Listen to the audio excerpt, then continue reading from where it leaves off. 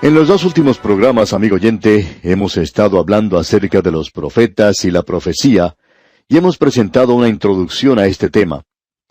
Nos encontramos ahora, en nuestro estudio bíblico, en la sección final del Antiguo Testamento donde encontramos los libros proféticos. En el día de hoy queremos hablar en particular del profeta Isaías, y queremos mencionar algo acerca de su vida personal como profeta.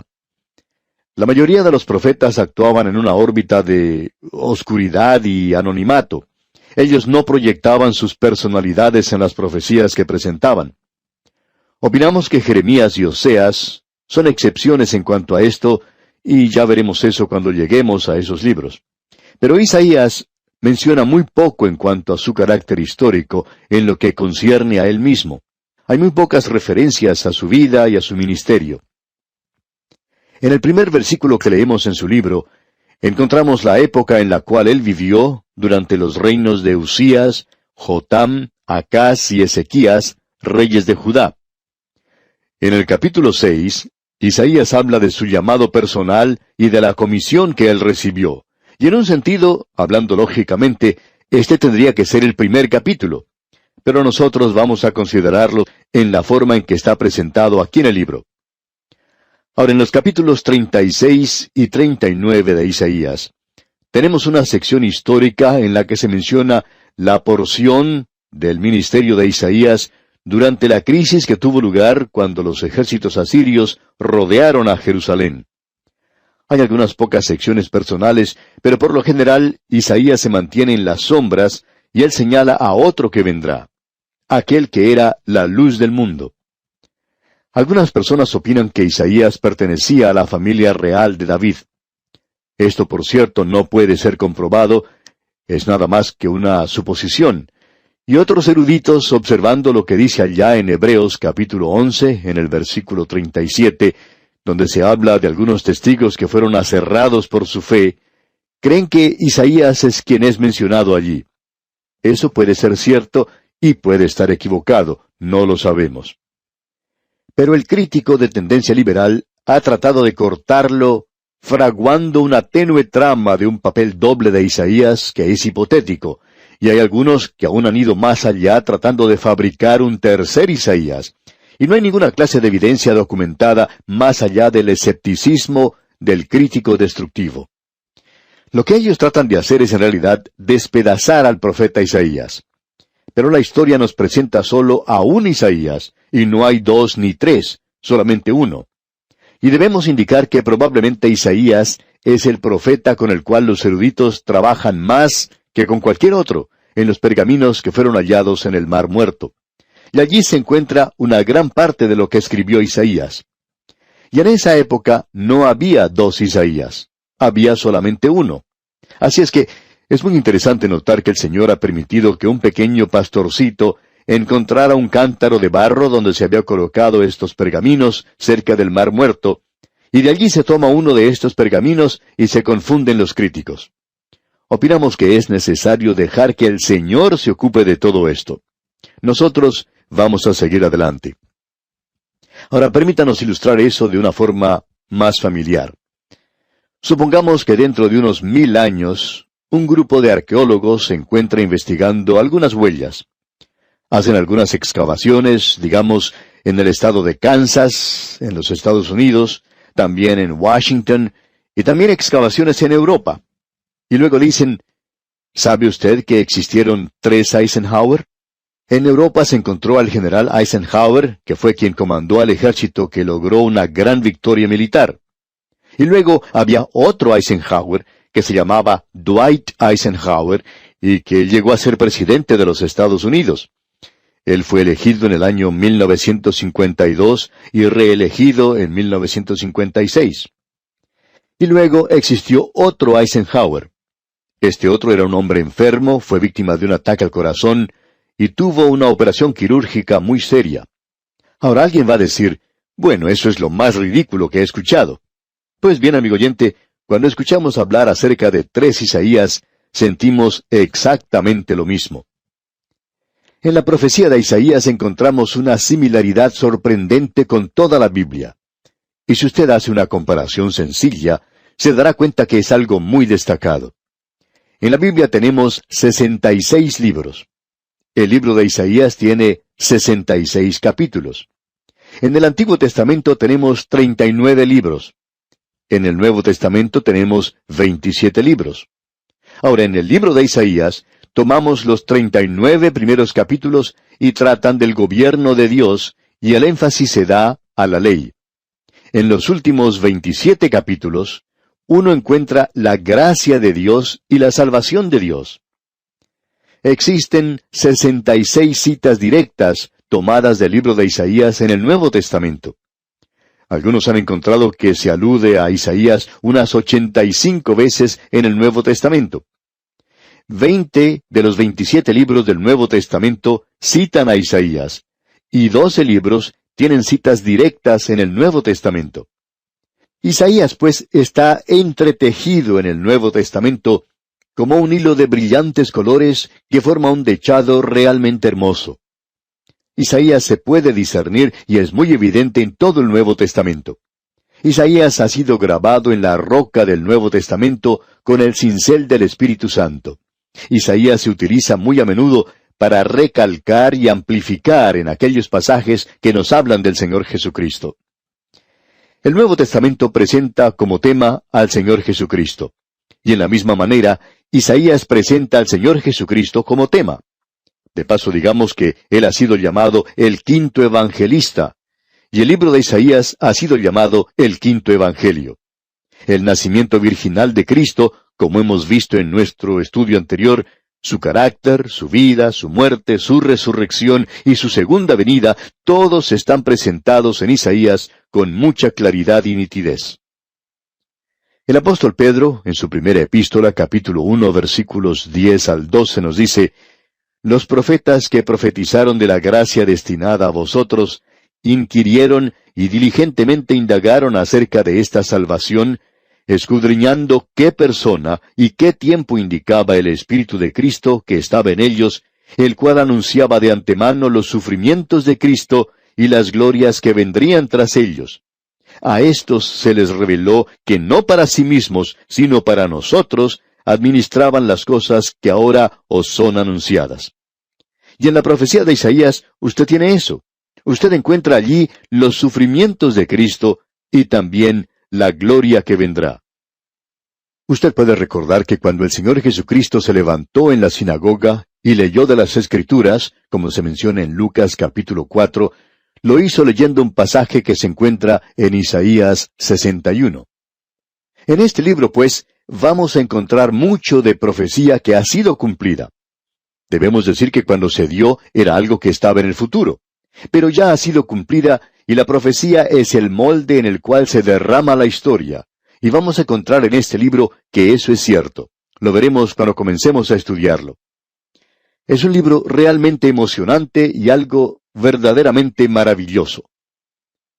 En la primera sección del libro de Isaías, que comprenden los primeros 35 capítulos, tenemos lo que se relaciona con el juicio de Dios. En los capítulos 36 al 39, tenemos un interludio histórico. Y luego en el capítulo 40 hasta el 66, el tema que se encuentra es el de la salvación. En el capítulo 1 tenemos el llamado solemne a todo el universo para que vaya al tribunal de los cielos a escuchar las acusaciones de Dios contra la nación de Israel.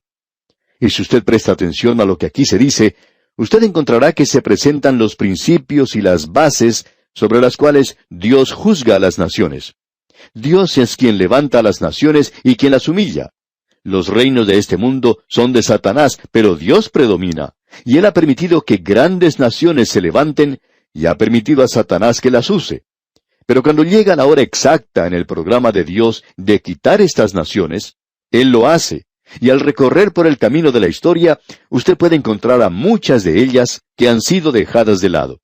Aún su propio pueblo en el día de hoy es testimonio del hecho de que Dios gobierna a las naciones del mundo y está en control de los acontecimientos de este mundo. Veamos ahora lo que dice el primer versículo de este capítulo 1 de Isaías.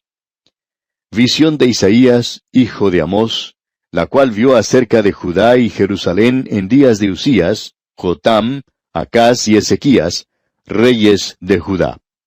Si usted tiene el librito que hemos publicado de título Abreviando la Biblia, donde se presentan notas y bosquejos de cada uno de los libros de la Biblia, usted puede encontrar allí un capítulo que habla de los reyes de Israel y de Judá, que eran buenos reyes, y aquellos que eran malos reyes. Entre los reyes de Judá, Usías llegó a ser un leproso porque se entremetió en el oficio sacerdotal. Él entró al santuario a tratar de quemar incienso, algo que no les era permitido a los reyes. Usías era en realidad un buen rey. Su hijo Jotam, que ocupó el trono después de él, también llegó a ser un buen rey. Pero Acaz, el nieto de Usías, resultó ser un rey muy malo. Y luego tenemos mencionado a Ezequías, quien era un buen rey, aun cuando él pidió que su vida fuera extendida un poco más, y así sucedió. Creemos que probablemente eso fue una equivocación de su parte, a causa de las cosas malas que tuvieron lugar.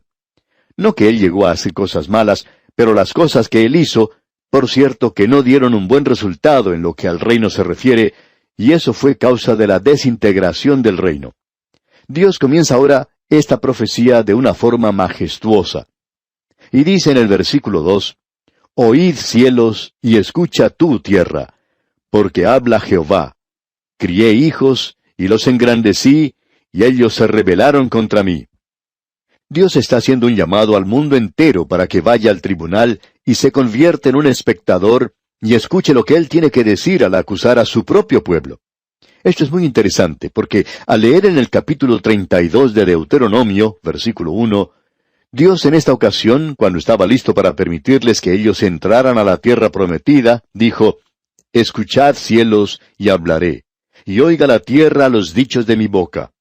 Y luego Dios señalaba las condiciones bajo las cuales Él los estaba colocando en esa tierra. En realidad, Él les había dado la tierra, pero la ocupación de ella dependía de la obediencia que ellos le prestaran a Dios. Y hasta ahora, después de 500 años, Él dice, Crié hijos y los engrandecí, y ellos se rebelaron contra mí. Su acusación es que ellos se rebelaron, y la condición sobre la cual ellos debían ocupar la tierra era la obediencia a Dios. Ahora ellos han desobedecido, ellos se han rebelado contra Él, y según la ley de Moisés, cuando un hijo se rebela contra su padre, tenía que ser muerto a pedradas. Así es que la acusación que tenemos aquí es bastante seria, y eso es lo que Dios presenta contra su propio pueblo. La parábola del hijo pródigo que nos contó el Señor Jesucristo, y que probablemente junto con la del buen samaritano, es una de las más conocidas de todas las que Él ha mencionado, es algo realmente sobresaliente por lo que Él enseña allí. Y lo que lo hace emocionante es la forma en que Él trató este tema. Él dijo que ese hijo no debería morir apedreado. Cuando el joven llegó a su hogar y pidió perdón, aún antes de terminar su confesión, su padre ya le había abrazado y besado. Su padre ya le había perdonado. En lugar de un castigo, él tuvo una maravillosa fiesta para él. Y este hijo fue recibido por su padre. Y aquí Dios dice nuevamente, Crié hijos y los engrandecí, y ellos se rebelaron contra mí. Luego presenta una declaración fuera de lo común. En realidad, la tensión que existía en ese tribunal desaparece al presentar una nota humorística. Amigo oyente, usted puede encontrar cosas humorísticas en la Biblia, y si lo hace, eso hará que ella sea mucho más interesante para la gente. Dios tiene un buen sentido del humor. Opinamos que cuando entremos a la eternidad, cuando hayamos pasado por esa época de pecado en esta tierra, cuando hayamos terminado con el programa que Dios está realizando en la eternidad, estamos seguros que vamos a pasar momentos de mucho regocijo. Vamos a reírnos mucho.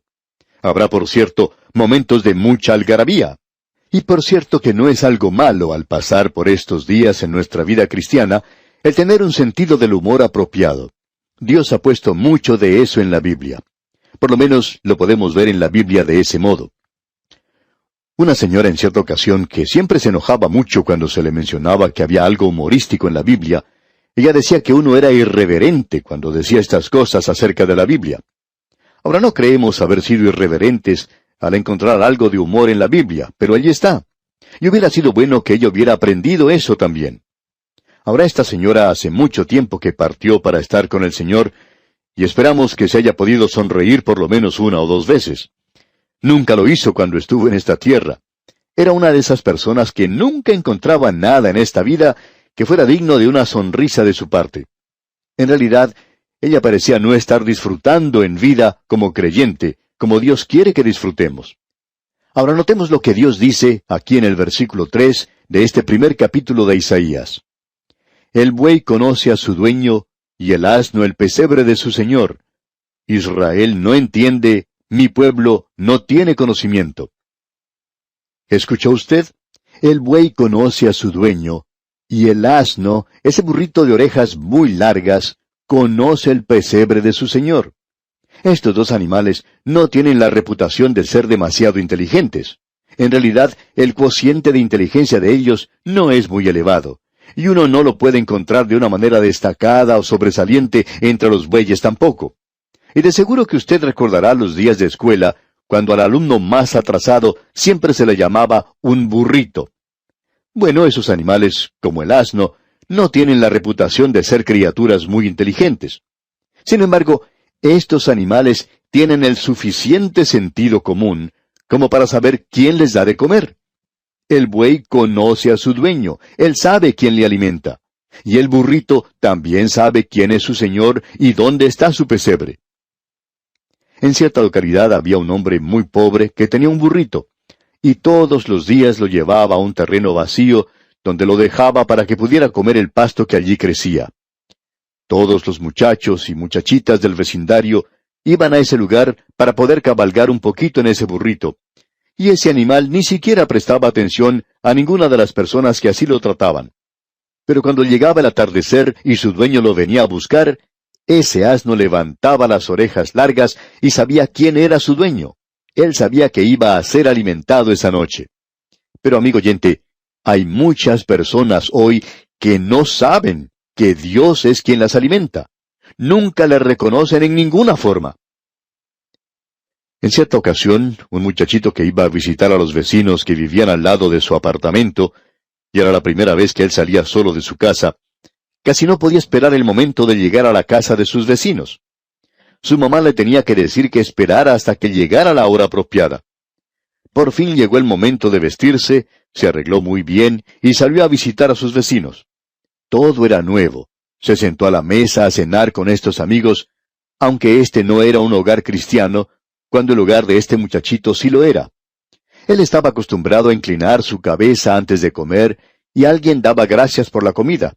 Así es que él inclinó su cabecita, como era su costumbre, pero luego notó que los platos de comida comenzaban a pasarse del uno al otro, y él, por supuesto, no quería perderse nada, así que abrió sus ojos y miró a su alrededor, y como era uno de esos muchachitos que no tenía vergüenza para hablar, finalmente dijo, ¿no le dan gracias ustedes a Dios por la comida? Y la familia que él estaba visitando, un poco sonrojada, le contestó, no, no lo hacemos. El niño pensó por un momento, y luego dijo, ¿saben? Ustedes son como mi perro. Él simplemente comienza a comer. Y amigo oyente, hay muchas personas, multitudes, que hacen eso en el día de hoy. Viven como los animales. Amigo oyente, Dios dijo eso de su pueblo. Él dijo, el buey conoce a su dueño, y el asno el pesebre de su señor. Pero su pueblo Israel no lo sabe. Hoy se nos dice que el hombre desciende del animal. ¿Cómo puede ser eso? Se porta como un animal en el día de hoy, eso es cierto. En realidad, los animales son muy inteligentes. Quizá en lugar de nosotros ser los descendientes de los animales desciendan de nosotros, y ha evolucionado en algo que es mucho mejor de lo que nosotros somos. Ah, amigo oyente, en el día de hoy, el hombre se encuentra en una posición muy baja. Creemos que fue algo muy destacado lo que el Señor dijo aquí al iniciar este juicio en el tribunal. Él ha llamado a todo el mundo para que esté presente y dice, este es mi plan general. Ahora, en nuestro próximo estudio, Dios mediante, vamos a hablar más de esto y vamos a ver que Él lo va a hacer más específico. Y cuando Él lo hace específico, vamos a ver que Dios está llevando a cabo uno de los grandes principios por los cuales Él juzga a las naciones y cómo las naciones llegan a menos. Y vamos a ver eso, Dios mediante, en nuestro próximo estudio. Pero siempre ocurre lo mismo. Primero se presenta una apostasía espiritual, hay una decadencia moral, y luego una anarquía política. Y francamente vamos a ver las cosas no en la capital de nuestro país, sino mucho más cerca que eso. Veremos eso, pues, Dios mediante, en nuestro próximo estudio. Mientras tanto, le sugerimos que usted se lea el resto de este capítulo 1 de Isaías para que se familiarice con su contenido. Que el Señor continúe bendiciendo su vida, es nuestra ferviente oración. En nuestro último programa, amigo oyente, simplemente abrimos el libro de Isaías. Leímos hasta el versículo 3 del primer capítulo. Aquí tenemos un comienzo tremendo porque se nos revela a Dios en el tribunal de este universo. Él está aquí llamando a todas las inteligencias que Él ha creado para escuchar que lo que Él va a hacer es justo y correcto. Lo vemos ahora como el juez de toda la tierra, y aquí es el juez de su propio pueblo, la nación que Él llamó para sí mismo. Quizá esto parezca extraño hoy para nosotros porque Dios parecería no estar bien representado hoy, ya que aquí lo vemos en posición de juez, porque en el pensamiento del mundo de la actualidad, Dios ha sido quitado del trono de juicio, ha sido quitado de toda autoridad, se le ha robado todo su privilegio real, se le ha llevado, por así decirlo, a los confines mismos del universo y arrojado a un lado, como si fuera exceso de equipaje. No queremos ser irreverentes hoy cuando decimos que la enseñanza moderna nos ha dado una concepción completamente deformada de lo que Dios es hoy. Para esta gente, Él no es otra cosa que un anciano sin dientes, con luenga barba, sentado a la orilla de una nube aborregada, arropado sus hombros con un arco iris. Se muestra sencillo, senil y sentimental. Él está sobrecogido con un amor fofo, derramando miel y lágrimas, y quien no tiene suficiente valor para aplastar una mosca o desmenuzar una uva. Su lugar apropiado es en una esquina cerca del hogar donde puede tejer o bordar. Esa es la concepción que el mundo tiene de Dios, pero por supuesto no es la concepción que la Biblia nos presenta de Él. Dios va a juzgar este universo algún día y Él juzgó a su propio pueblo. Y eso debería servirnos de advertencia, y no solo como personas individuales, sino también como naciones, ya que Dios juzga también a las naciones. Él va a ser específico ahora, y Él va a presentar aquí su acusación de una forma muy específica.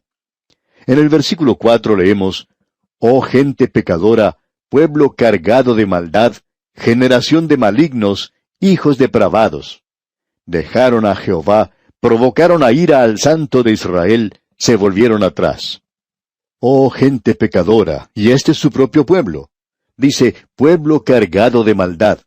Y esas palabras, cargados de maldad, arrojan mucha luz a esa invitación cuando la nación le rechazó, es decir, al Señor Jesucristo.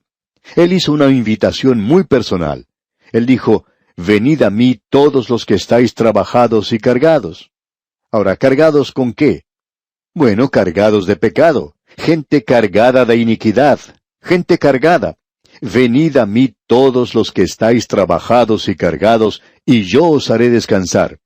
Y ese es el descanso de la redención. Y él aquí en Isaías dice, generación de malignos, hijos depravados. Dejaron a Jehová, provocaron a ira al Santo de Israel, se volvieron atrás. Él claramente está indicando cuál es la acusación aquí.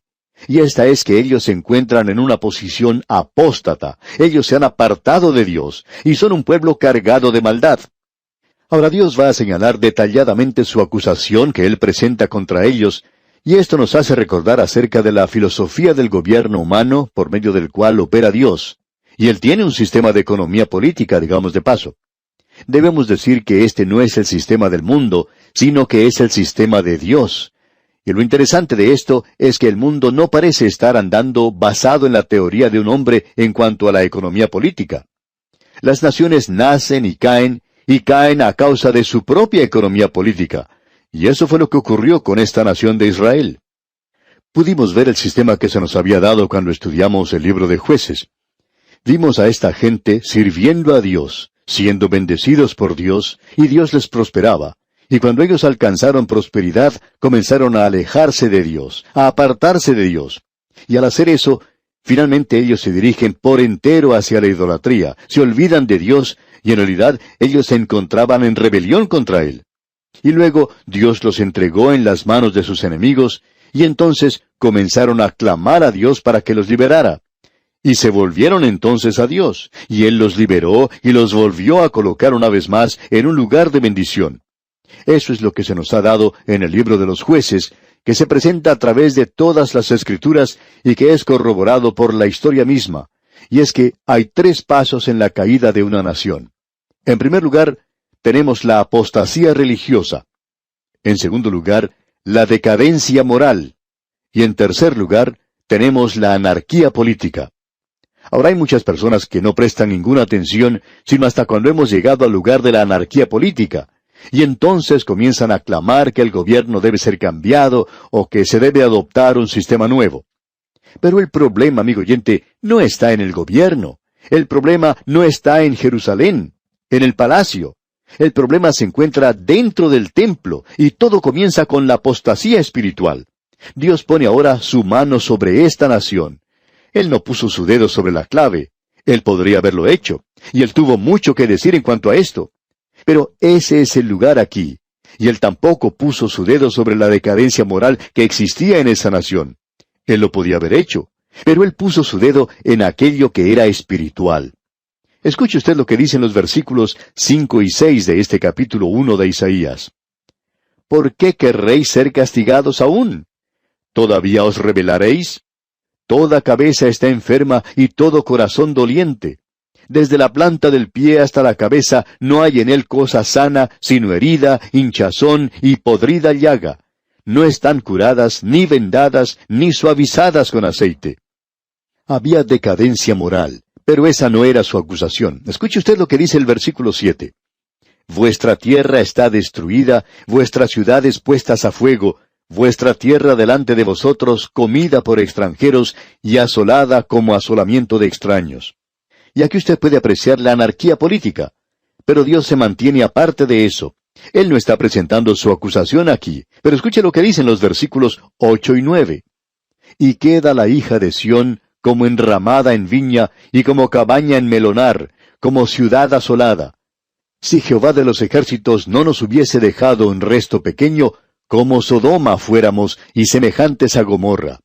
Es decir que, si no hubiera habido un remanente fiel, Dios hubiera destruido la nación como lo hizo con Sodoma y Gomorra. Pero siempre ha existido un remanente del pueblo de Dios. Y ese remanente existe en la actualidad, y no creemos que usted lo pueda encontrar en la nación de Israel en el momento, aun cuando hay creyentes muy buenos en Israel. Ellos no son lo suficiente como para hacer un remanente, pero este sí se encuentra a través de todo el mundo. Escuche lo que dicen ahora los versículos 10 y la primera parte del versículo 11. Príncipes de Sodoma, oíd la palabra de Jehová. Escuchad la ley de nuestro Dios, pueblo de Gomorra. ¿Para qué me sirve, dice Jehová, la multitud de vuestros sacrificios? Ahora él está declarando todo, porque el problema era la apostasía religiosa. Ellos aún se estaban acercando a él y ofreciéndole sacrificios, y eso es lo que dice allí. Ahora la segunda parte del versículo 11, y también el versículo 12 nos dice, escuche usted, hastiado estoy de holocaustos de carneros y de sebo de animales gordos. No quiero sangre de bueyes, ni de ovejas, ni de machos cabríos.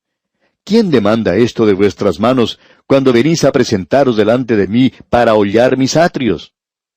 El problema estaba en la gente, como podemos apreciar. Era un problema espiritual. Ellos cumplían con todos los ritos que existía, pero su corazón estaba lejos de Dios, y eso no tenía ningún efecto en su conducta. Amigo oyente, ese es el problema del día de hoy en la iglesia. Ese es el problema que se revela entre los creyentes de la actualidad. Hay muchos de nosotros que hemos llegado al lugar donde aparentamos tener una forma piadosa, pero negamos el poder que allí existe. Ahora él dice aquí en los versículos 12 y 13, ¿quién demanda esto de vuestras manos cuando venís a presentaros delante de mí para hollar mis atrios? No me traigáis más vana ofrenda. El incienso me es abominación. Luna nueva y día de reposo, el convocar asambleas, no lo puedo sufrir. Son iniquidad vuestras fiestas solemnes. Dios dice, aun aquello que Él mismo les había dado, se convierte en algo malo cuando el corazón de ellos no está puesto en eso, y cuando no tiene ningún efecto o resultado en la conducta de ellos. Luego en los versículos 15 al 17 leemos, cuando extendáis vuestras manos, yo esconderé de vosotros mis ojos. Asimismo, cuando multipliquéis la oración, yo no oiré. Llenas están de sangre vuestras manos. Lavaos y limpiaos, quitad la iniquidad de vuestras obras de delante de mis ojos. Dejad de hacer lo malo. Aprended a hacer el bien. Buscad el juicio. Restituid al agraviado. Haced justicia al huérfano. Amparad a la viuda. Con eso está diciendo, ustedes no son otra cosa sino un montón de personas falsas. Se acercan a mi presencia como si en realidad fueran genuinos. Realizan los sacrificios, pero estos han llegado a hacer cosas sin ningún significado. Y Dios ahora tiene una acusación contra ellos y se la está presentando de forma muy clara, y no hay ninguna duda en cuanto a esto. Ahora el problema estaba en cuál era la apostasía espiritual o religiosa de esta gente. Eso los había llevado a ellos a una decadencia moral, y también los había llevado a la anarquía política en la nación. Pero el problema de ellos se encontraba aquí. Ahora Dios los ha llamado al tribunal y ha presentado su acusación contra ellos. ¿Y qué es lo que va a hacer ahora? Amigo oyente, es como un prisionero en pie ante el juez, esperando la sentencia, y ahora Dios actúa para juzgarlos. Pero escucha, amigo oyente, aún en un momento como este, Dios les dice que está dispuesto a arreglar las cosas afuera del tribunal. Dios dice, no vayan a juicio contra mí porque van a salir perdiendo. No hay ninguna duda que usted va a perder. Y luego Él dice, yo tengo algo para usted. Y esto es algo sorprendente. Uno casi no puede creer lo que está oyendo al escuchar estas palabras aquí en el versículo 18. Venid luego, dice Jehová, y estemos a cuenta. Si vuestros pecados fueren como la grana, como la nieve serán emblanquecidos. Si fueren rojos como el carmesí, vendrán a ser como blanca lana. Dios les está diciendo que arreglen las cosas fuera del tribunal. Usted recordará que eso fue lo que el Señor Jesucristo dijo. Él había dicho que deberíamos arreglar nuestras cosas con nuestro adversario mientras estábamos en camino, que no esperemos al llegar al tribunal. Dios dice que arreglemos nuestro caso del modo que sea fuera del tribunal. Dios dice, yo tengo una fórmula secreta, yo tengo un remedio privado, y éste quita el pecado. Si vuestros pecados fueren como la grana, como la nieve serán emblanquecidos. Si fueren rojos como el carmesí, vendrán a ser como blanca lana. ¿Y qué es eso? Esa es la sangre de Cristo, la sangre de Jesucristo, el Hijo de Dios, que continúa limpiando de todo pecado. Dios está diciendo, ponte de acuerdo con tu adversario mientras te encuentras en el camino con él. Y Dios dice, yo tengo una acusación contra ti, pero yo puedo tomar mi poder purificador y transformador. ¿Y quiere usted saber, amigo oyente, dónde puede encontrar eso? Usted lo puede encontrar allá en el capítulo 53 de este libro de Isaías, donde se nos habla del Cristo crucificado. Ahora, amigo oyente, esta es la acusación de Dios contra su pueblo, y esta es la base sobre la cual se está dando a ellos la oportunidad de volverse hacia Él. Si ellos se vuelven hacia Él, Él guardará la nación, y Él les va a dar ahora casi 100 años. Y luego, si ellos no se vuelven hacia Él, si ellos no cambian su forma de actuar, entonces los enviará a la cautividad. Bien, esa es la interpretación de lo que hemos leído. Esto también tiene una aplicación, y aquí tenemos un buen ejemplo de interpretación y aplicación. Tenemos hoy lo mismo que tenemos en este pasaje. Tenemos en primer lugar anarquía política en el mundo. No creemos que haya ninguna duda en cuanto a esto. Creemos que es algo obvio, ya que los hombres no pueden resolver los problemas que agobian a las naciones del mundo. Ah, sí, queremos resolver los problemas del mundo, y hasta tenemos organizaciones que trabajan incansablemente buscando un método, un sistema para resolver los problemas del mundo. Pero ya hemos visto que esa es la forma en que cae una nación. Eso fue lo que le ocurrió a esta nación de la cual hemos leído. Así es como cayó también el Imperio Romano y muchas otras naciones. Gibbon presenta 5 razones que causaron la caída del Imperio Romano.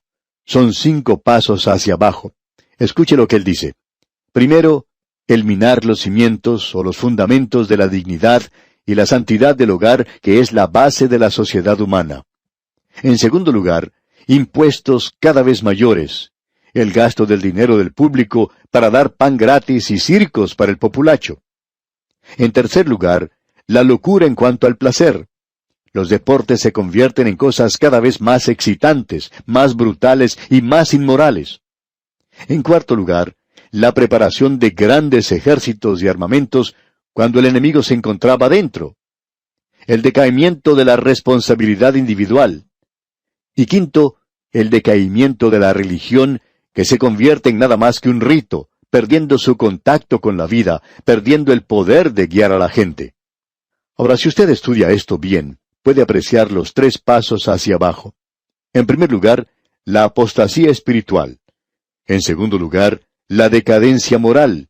Y en tercer lugar, la anarquía política. Clinton Rossiter, profesor de la Universidad de Cornell, dijo hablando de su país, los Estados Unidos, lo siguiente: en nuestra juventud, nosotros teníamos un gran sentido del propósito nacional, lo cual perdimos a través de los años cuando nos elevamos a obtener la gloria. Y James Reston, en el periódico Wall Street Journal de los Estados Unidos, hace algún tiempo dijo lo siguiente, y mostraba la diferencia que existe entre las declaraciones del hombre público, de lo que ellos dicen en público y de lo que dicen en privado. Y James Reston dijo, en público, ellos hablan de lo maravilloso que se presenta el futuro, pero en conversaciones privadas, el hombre que piensa es muy diferente. Por primera vez desde la guerra, uno comienza a escuchar las dudas de que el hombre mortal sea capaz de resolver o de controlar los problemas políticos, sociales y económicos que la vida ha puesto ante él. Amigo oyente, podemos apreciar que se ha dado un gran paso hacia abajo en esto de la decadencia moral. Pero no creemos que Dios va a poner su dedo sobre esto. Él va a actuar en cuanto a la apostasía espiritual. ¿Y qué podemos decir en cuanto a eso hoy? Bueno, algo muy interesante es lo que ha dicho el doctor Walter Thompson de la Universidad de Akron. Él dijo, en los últimos 6,000 años han existido 21 civilizaciones, y cada una de ellas naufragó en el preciso momento cuando dejaron de andar con Dios.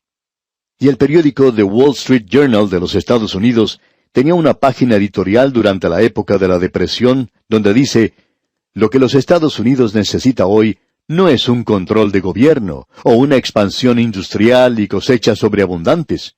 Lo que necesita es regresar a aquel día cuando el abuelo tomaba los caballos que habían estado trabajando en el campo, y durante el atardecer del día miércoles los preparaba y los arreglaba, y los ensillaba, y los acoplaba al carruaje que los llevaría a él, a la abuela y a todos los niños que se encontraban en la casa, y viajaban por la llanura hasta llegar a la iglesia blanca, que se encontraba donde se unen dos caminos, y donde todos creían en la Biblia.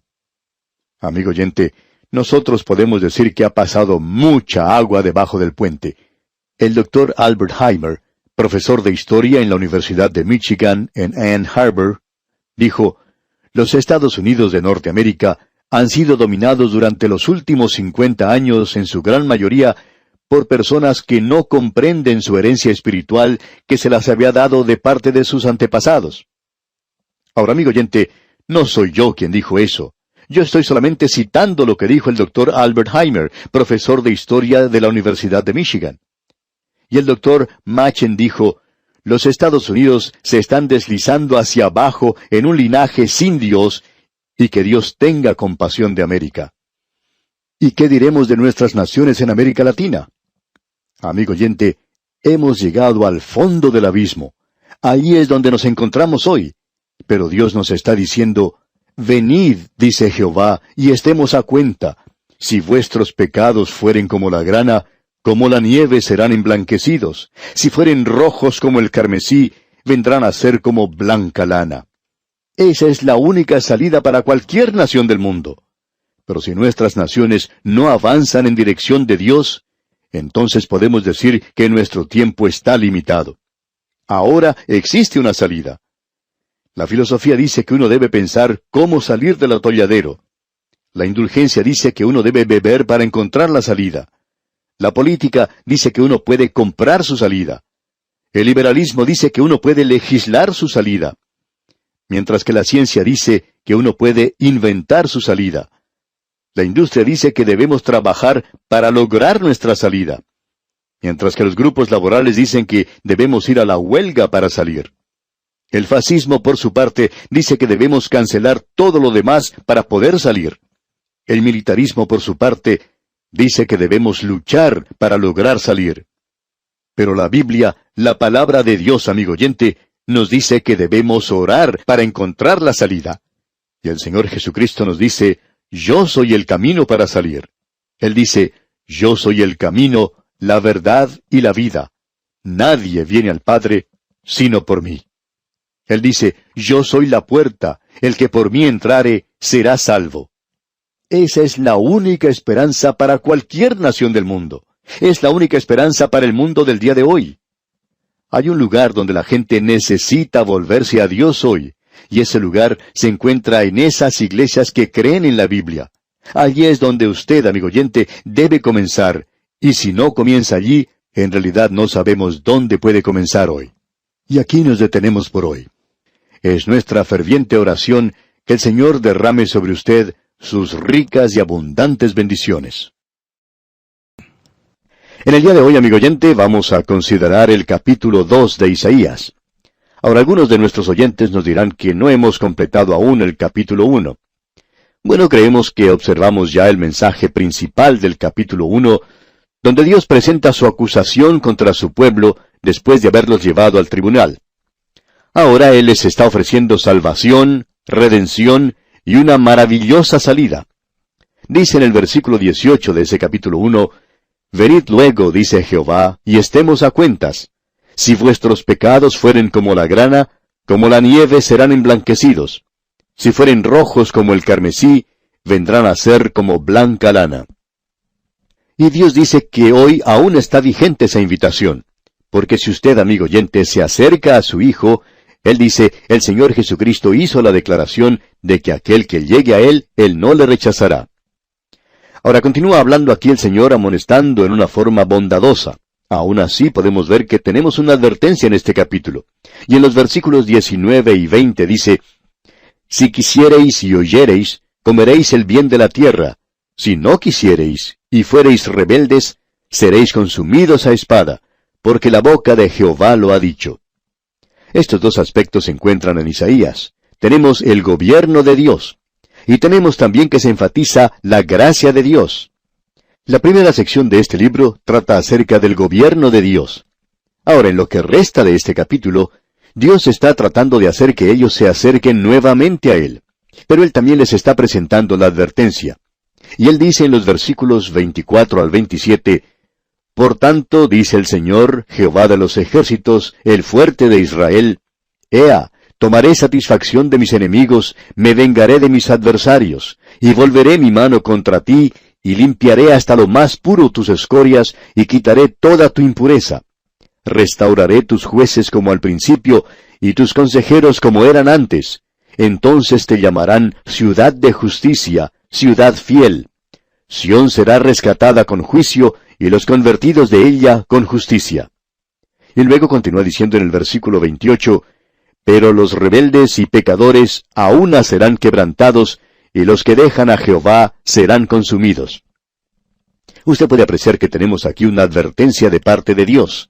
Y en el versículo 29 leemos, «Entonces os avergonzarán las encinas que amasteis, y os afrentarán los huertos que escogisteis». Eso tiene que ver con la idolatría. Los ídolos eran colocados debajo de los árboles, y alrededor de ellos se plantaba un jardín.